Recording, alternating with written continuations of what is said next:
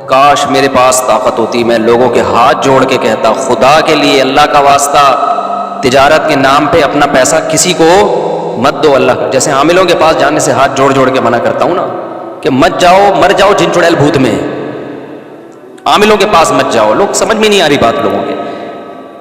پھر لوگ علماء کا حوالہ دیتے ہیں، فلاں عالم تو کہتے ہیں بھائی اس کا تعلق علم دین سے نہیں ہے. فلاں عالم کو کیا پتا بیچاروں کو، قرآن و سنت کا ان کو ہم سے زیادہ پتا ہوگا اگر وہ علم میں ہم سے زیادہ ہیں. عاملوں کا نہیں پتا ہوگا ان کو ہم سے زیادہ. اس کا تعلق مفتی ہونے سے تھوڑی ہے، اس کا تعلق تو کھوپڑی سے اور مشاہدے سے ہے. کھوپڑی صحیح کام کرے گی تو 2 منٹ میں سمجھ میں آئے گا 2 نمبر بنا رہا ہے، الو بنا رہا ہے.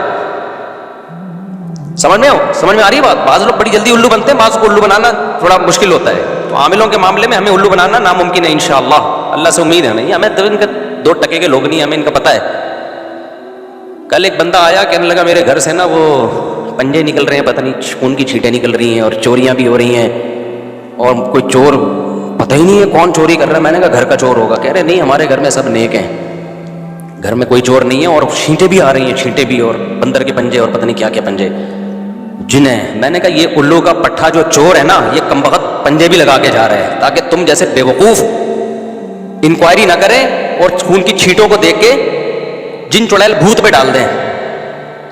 چور بڑے ہوشیار ہوتے ہیں، وہ تھوڑی ایسا کوئی اپنے لیے ثبوت چھوڑے گا. کہہ رہے نہیں کچھ خود چوری. کبھی دنیا میں ایسا ہوا انویسٹیگیشن میں کہیں چوری ہوئی ہو اور جن پہ ڈال دی گئی ہو؟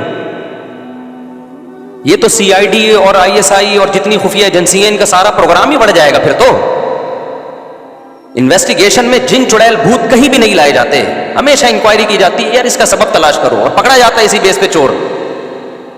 مسلمان چڑیل بھوتوں پہ ڈال دیتا ہے.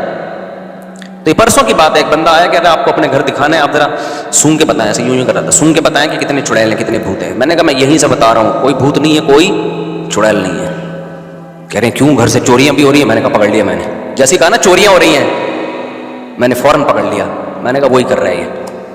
پہلے اس نے بتایا نہیں تھا چور ہیں گھر میں، پہلے اس نے کہا چھینٹیں اور پنجے اور پتہ نہیں مسور کی دال اور کون کون سی چیزیں نظر آ رہی ہیں. تو میں نے کہا کچھ نہیں ہے، پھونک آیت الکرسی پڑھ کے دم کر دو، گھر کے چاروں کونوں پہ پھونک مار دو، یا کسی مولوی صاحب اپنے جو نیک آدمی ہے اس سے دم کروا لو، چھینٹے ویٹے پانی پہ دم کرتے نا ایسے شریف کافی ہے. بشرطے کہ وہ مولوی صاحب یہ کام نہ کرتے ہوں. یہ کام اگر کرتے ہیں تو پھر وہ مولانا صاحب بھی غلط آدمی ہے. کرتے نہ ہو کروا لو ان سے، کوئی بھی یعنی جا کے دم کروا لو ان سے، کوئی بھی نیک آدمی کر لے.